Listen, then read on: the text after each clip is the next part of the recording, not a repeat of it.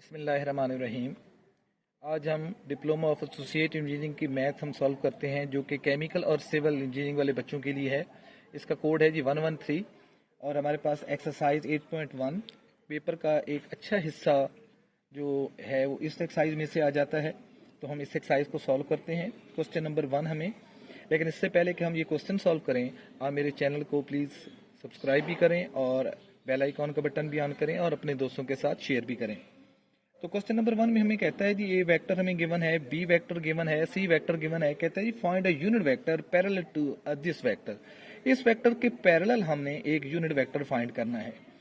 जो इस वेक्टर का पैरेलल होगा तो उसका जो यूनिट वेक्टर होगा और जो इस वेक्टर का यूनिट वेक्टर होगा वो दोनों सेम होंगे। तो हम इस वेक्टर का यूनिट वेक्टर निकालते हैं और वही हमारा आंसर होगा। वही यूनिट वेक्टर पैरेलल जो इसके वेक्टर होगा उसका भी वही होगा।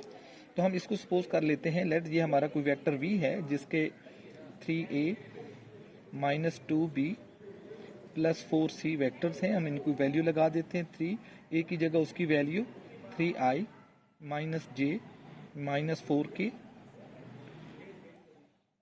और फिर माइनस 2b की जगह minus 2i plus 4j minus 3k और फिर प्लस 4 और c की जगह i plus 2j minus k। तो इसको मल्टीप्लाई करते हैं। 3 3 9 9i minus 3j minus 12k। ये मैंने 3 इस ब्रैकेट से मल्टीप्लाई कर दिया और 2 इससे होगा।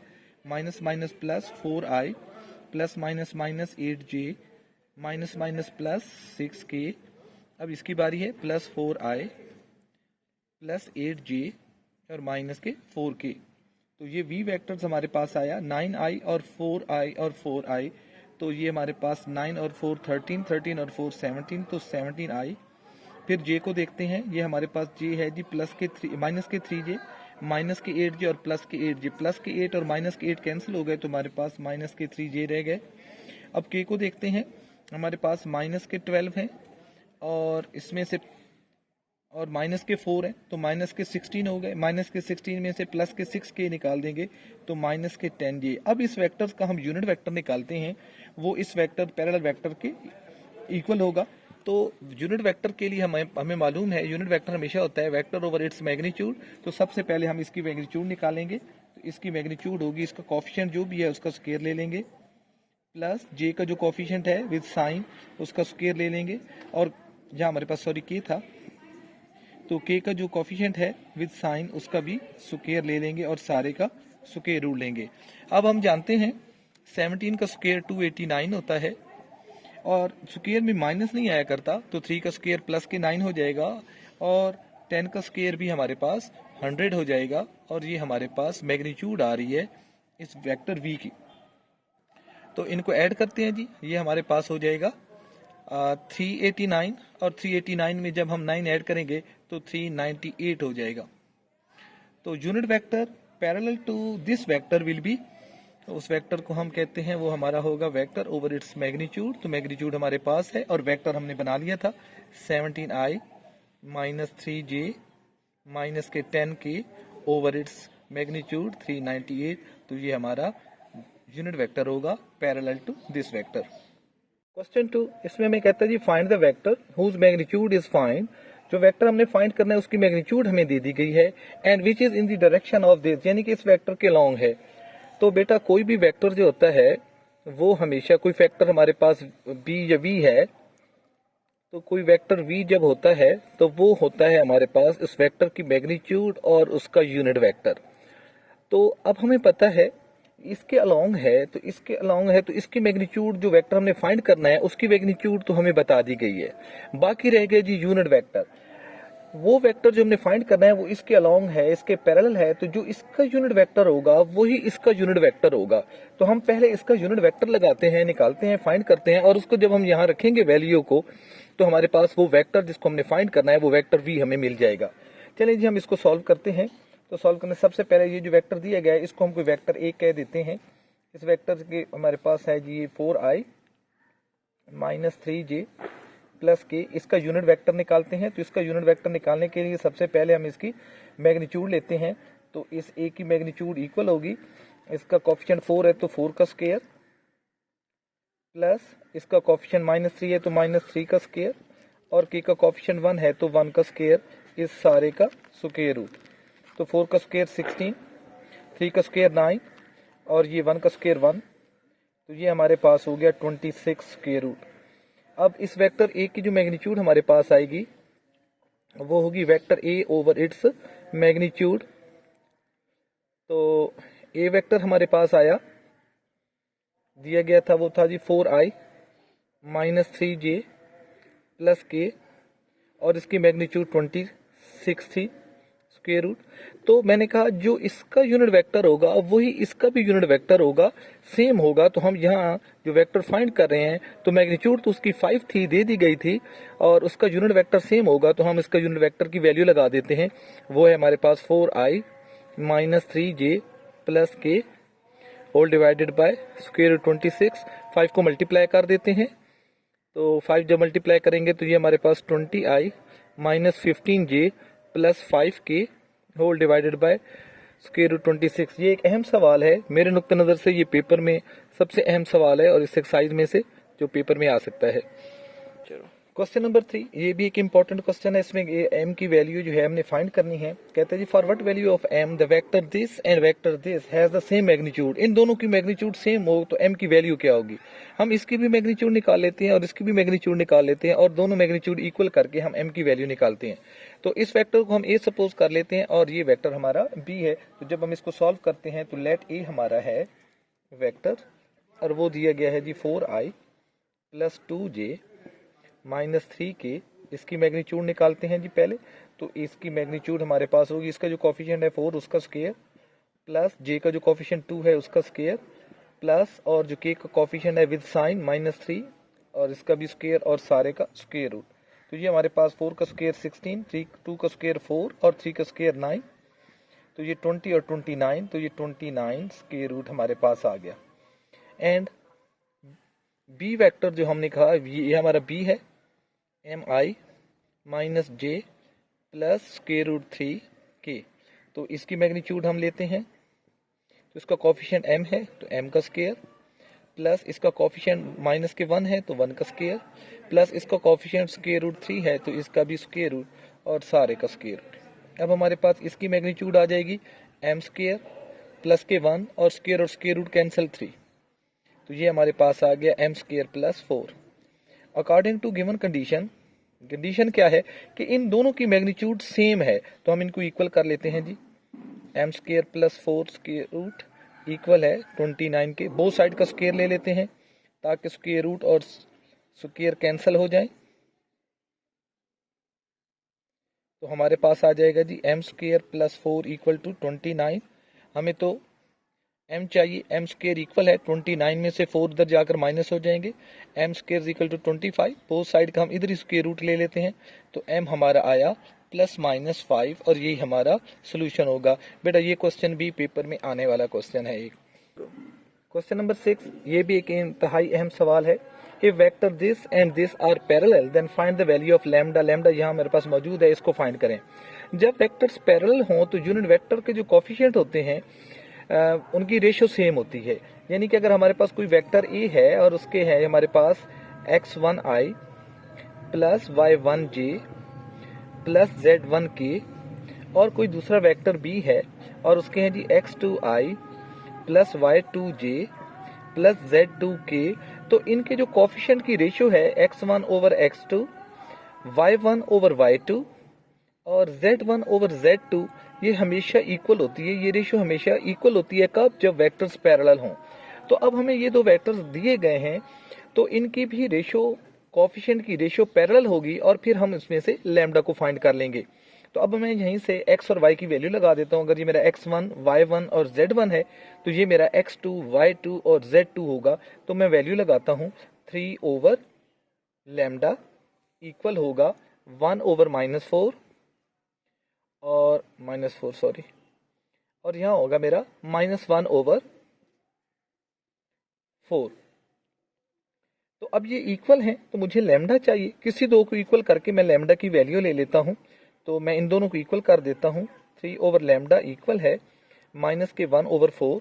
तो लैम्डा को क्रॉस मल्टीप्लाई करता हूँ तो लैम्डा मेरा इक्वल होगा, तो 3 4 12, माइनस दूसरी तरफ ले जाते हैं तो माइनस के 12 लैम्डा की वैल्यू आ गई।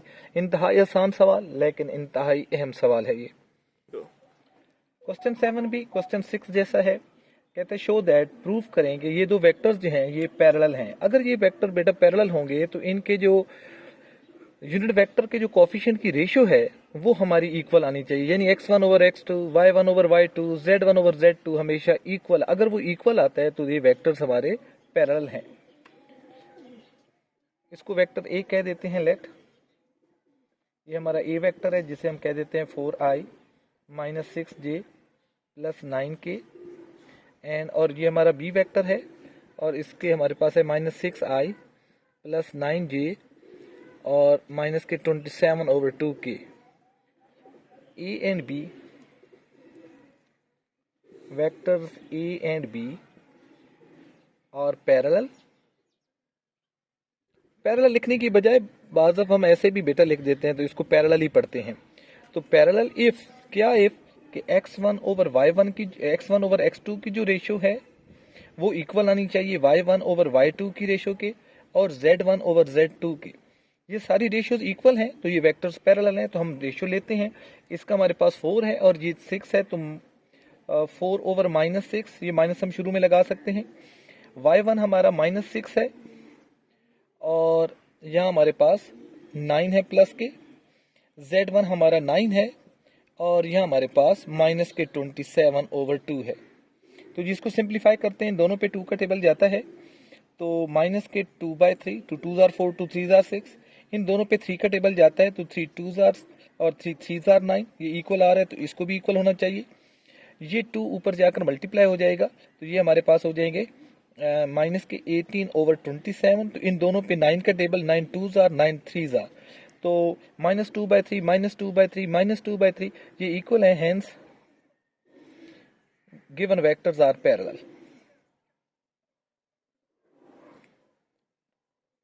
हो गई। क्वेश्चन नंबर 9, ये क्वेश्चन भी एक अहम सवाल है, पेपर में आने वाले क्वेश्चन हैं ये। इसमें कहता है जी given that the vector A and B, दो वेक्टर्स हमें दे दिए गए हैं, फाइंड द मैग्नीट्यूड, हमने इनकी मैग्नीट्यूड भी फाइंड करनी है एंड डायरेक्शन को साइन भी फाइंड करने हैं। किसके? ए वेक्टर माइनस बी वेक्टर के। तो सबसे पहले हम ए माइनस बी वेक्टर ढूंढते हैं, फिर उसकी मैग्नीट्यूड भी निकालेंगे और डायरेक्शन को साइन भी निकालेंगे। तो सबसे पहले ए माइनस बी इन वेक्टर्स का डिफरेंस फाइंड करते हैं।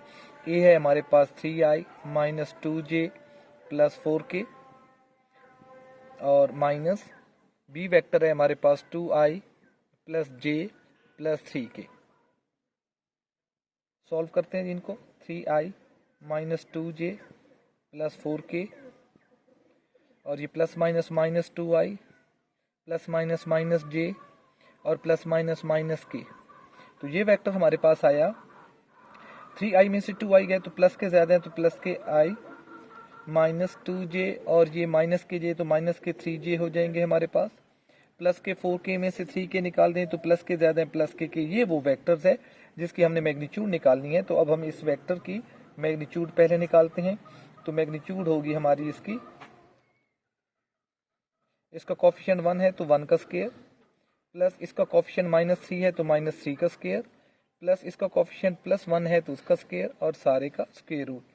तो 1 का स्क्वायर 1, 3 का स्क्वायर 9 और 1 का स्क्वायर 1, तो ये हमारे पास स्क्वायर रूट 11। तो उसने कहा था मैग्नीट्यूड, तो मैग्नीट्यूड हमने निकाली एंड डायरेक्शन को साइन हमें चाहिए। No, direction cosines are, क्या है डायरेक्शन को साइन? इस वेक्टर्स के जो हमारे पास आई जे के यूनिट वेक्टर्स हैं इनकी जो कोफिशिएंट है ओवर मैग्नीट्यूड करेंगे तो इसका कोफिशिएंट 1 है तो 1 ओवर मैग्नीट्यूड क्या है? Square root 11। ये एक डायरेक्शन को साइन मिला। फिर हमारे पास है जी माइनस 3 ओवर अंडर रूट 11, ये दूसरा डायरेक्शन को साइन मिला और तीसरा मिला 1 over under root 11। Question number 10 जी, 10 and last question of this exercise. इंतहाई अहम सवाल है ये। तो 8.1 के सारे अहम सवाल हमने आज सॉल्व किए हैं तो इसको भी सॉल्व करते हैं। सबसे पहले हमें ये कहता है if the position vector of A and B are given, ये दिया गया पोजीशन वेक्टर और ये दिया गया है और हमसे कहा गया जी आप इस वेक्टर ए बी जो है इस वेक्टर को फाइंड करें और इसकी मैग्नीट्यूड और डायरेक्शन को साइंस फाइंड करें। तो सबसे पहले जब हम ए बी को फाइंड करेंगे तो ए बी की वेक्टर लेना और प्रोडक्ट लेना उनका, तो हमारे पास होता है जी x2 minus x1 with I plus y2 minus y1 with j plus z2 minus z1 with k। तो हमारे पास हम इसको x1 y1 और z1 कर देते हैं, और ये हमारा x2 y2 और z2 है। तो x1 की जगह हमारा 5 है और x2 की जगह हमारा 1 है, तो 1 minus 5 with j sorry I आएगा इसके साथ, प्लस y2 हमारा 3 है, 3 माइनस, और ये ऑलरेडी माइनस है, चलो मैं एक स्टेप बढ़ा देता हूँ, विद j प्लस z2 हमारा 7 है, 7 माइनस, और यहाँ हमारे पास 4 है विद k। तो ये हमारे पास आएगा जी 1 में से 5 नहीं जाते, 5 में से 1 निकालें तो माइनस के ज्यादा है, माइनस के 4 आई, और ये देखिए माइनस माइनस प्लस हो जाएगा, तो 3 प्लस 2 5 हो जाएगा, तो 5j, और 7 में से 4 निकालेंगे तो प्लस के ज्यादा है, तो प्लस के 3k। ये है जी वो हमारे पास वेक्टर्स जिसकी मैग्नीट्यूड और डायरेक्शन को साइंस हमने फाइंड करने हैं। तो इसकी मैग्नीट्यूड तो बेटा हम कितने क्वेश्चन में मैग्नीट्यूड फाइंड कर चुके हैं, बहुत ईजी है। अब -4 का स्क्वायर प्लस 5 का स्क्वायर प्लस 3 का स्क्वायर और सारे का स्क्वायर रूट, तो ये हमारे पास आएगा जी 16 प्लस 25 प्लस 9, इन सब का सम लेंगे तो वो हमारे पास 50 आ जाएगा। अब हमारे पास जो यूनिट वेक्टर बनेगा ए बी का यूनिट वेक्टर, वो होगा A B over its magnitude. तो उधर से फिर हम डायरेक्शन को साइन लिख सकते हैं, डायरेक्ट भी लिख सकते थे। तो ए बी यूनिट वेक्टर हमारे पास है, ये हमारे पास है जी माइनस के 4i प्लस के 5j और प्लस के 3k whole divided by magnitude इसकी 50 है, तो 50 को भी हम तोड़ सकते हैं, इसको लिखा जा सकता है 25 2 टाइम, तो 25 में से 5 बाहर आ जाएगा, ये ऐसे ही रखते हैं तो गलती नहीं होगी। तो अब हम इसको लिख सकते हैं -4 over square root 50 with i plus 5 over 50 with j plus 3 over 50 square root with k। So direction cosines are